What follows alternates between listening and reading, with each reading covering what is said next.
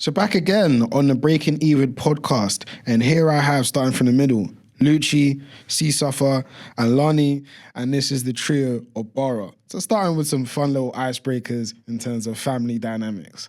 Who is the oldest, who's the youngest, who's the middle child? I'm the oldest. Well, they're actually twins. Ah. So he's older by like a minute, but we just count it. He has the vibe of an older brother, so we let him have it. Do you hold it over her head a lot? Be like, yeah, I'm women older than you. I'm just, I with my sense of maturity that I've got. In the extra minute of life that you have. I do give older brother, And because he's the only brother as well, it's like, he's kind of separate to us. We just give him like that older brother because... Yeah, I'm really a pillar, like, I really guide these two, Okay. I feel like I'm the older. I feel older. I feel like, no, but she takes more responsibility. I'm not gonna let this run. Like responsibility, I feel like I'm the older. If we're home alone and they hear a noise downstairs, who's going? No, it's because you're the boy. But when we were younger, mum and dad were gone. Who's cooking us dinner? Yeah, but that was because I couldn't be bothered to cook. Chika was doing up second mum. Yeah, but that's because she was like to cook at that time. I think he's technically older, but I feel older. Here's a question that I think could help answer it, yeah? Okay. Not even in terms of like, literally in terms of age, yeah? In terms of dynamic, who is the middle child? Chika. Her for sure, yeah. Yeah, that's me. So like, if anything goes bad, it's your fault somehow. I feel like maybe I was like the kid that was always doing something crazy. She was always the middle child, yeah. Yeah. Because the middle child's like, because she's like the youngest daughter. So, she's the baby of the house. He's like the older son. And he's like so it's like, I miss my son, Nigerian. African, like that's their son. Igbo culture. Yeah. So then I'm like middle child, yeah. Can I say Igbo culture, who was the one who got the worst licks? Oh, no, We didn't really get it. We had modern parents, they were good. That's lovely. Yeah. There was times. There was minutes. But like, I could count on one hand. How many times but that's more the frustration. Yeah, and you probably deserved it. Oh, for sure. Now we're looking back. It wasn't out of order.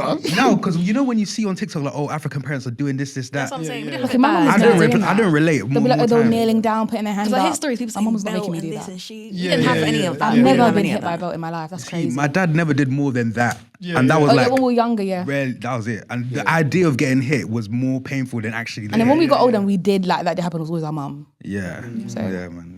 Yeah.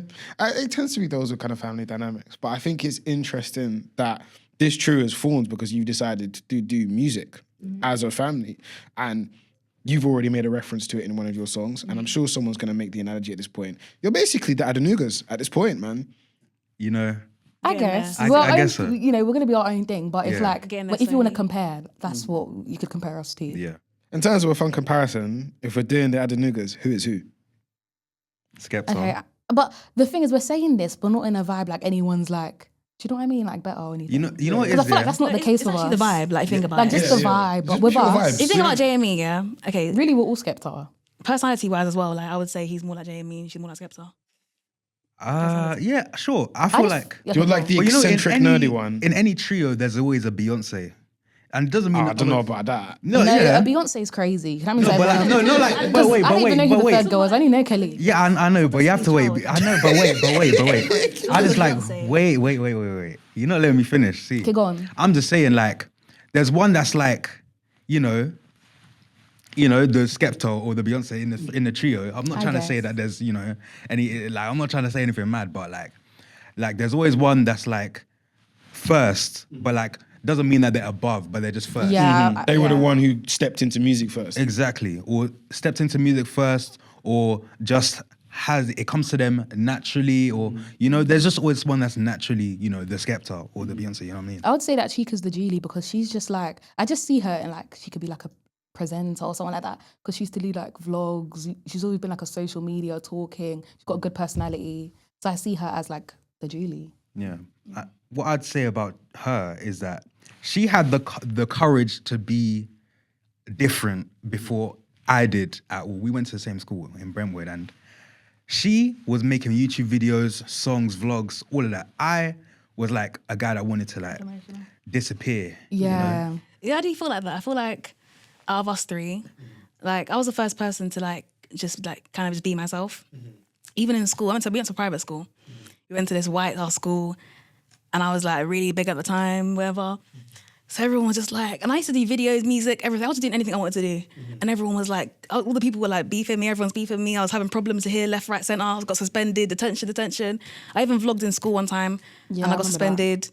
But I was just doing anything I wanted to do. Like I didn't actually care at all. And I think as I got older, it's like reversed. Yeah. It's like I feel like I was more confident when I was younger. So I see myself in Luchi now, almost like when she's like how I felt when I was like younger. The thing is, when you're in school, like having the courage to do stuff like that is crazy. Because when I first started like actually promoting my music and that was when I was like 14. And people in school would be like, oh, I saw you on TikTok. I saw you on TikTok. Hee.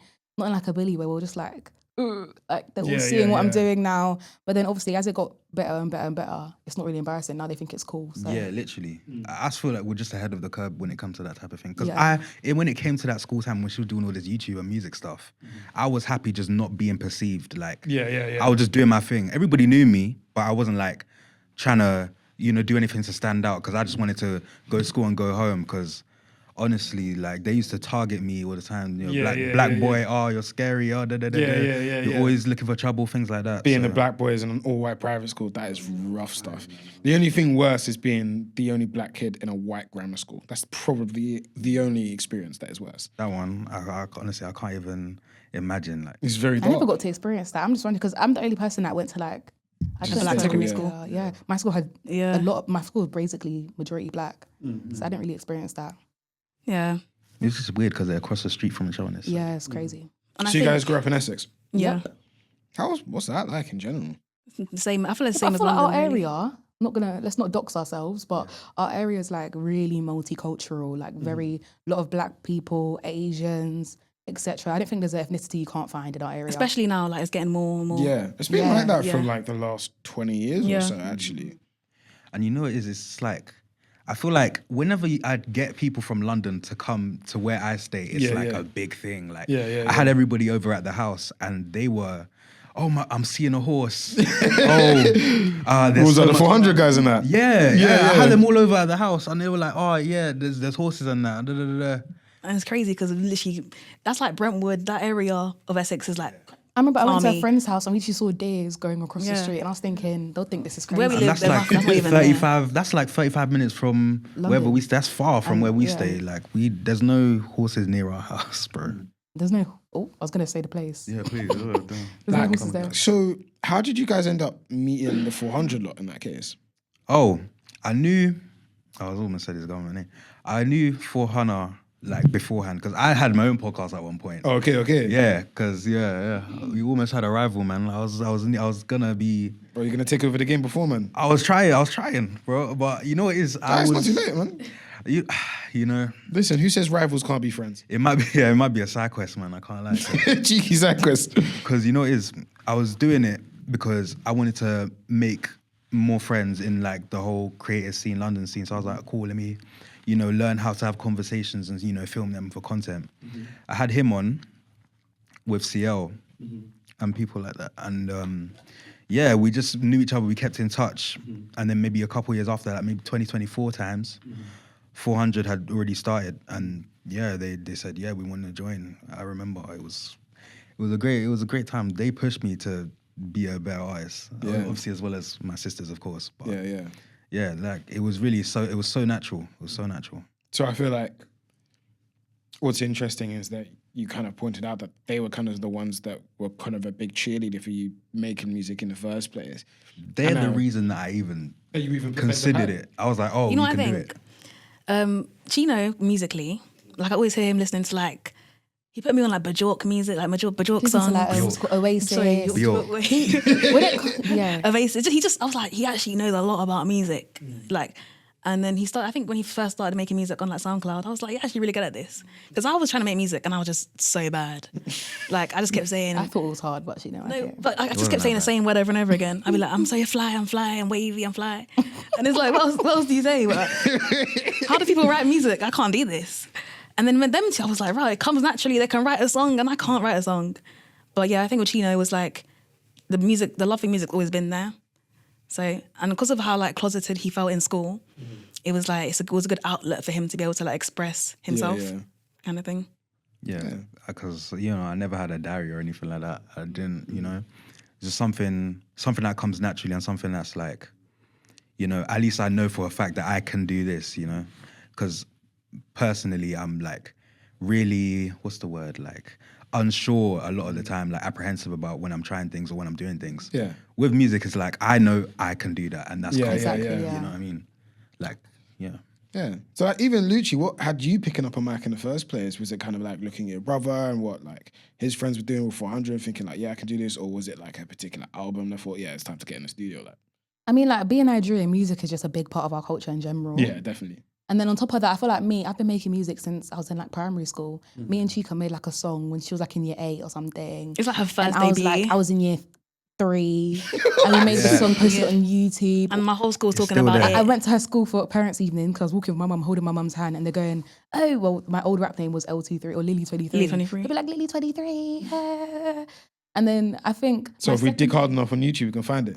It's It's actually there. got, It's it's got there. like over 1,000 views, like 1,000. Yeah, Right. it's still there. Someone find that. If you guys find it, find it. Someone find that. And then what start. else? I remember in year 6, we did like a project. I was making music in like year 5 as well, but in year 6, we did a project.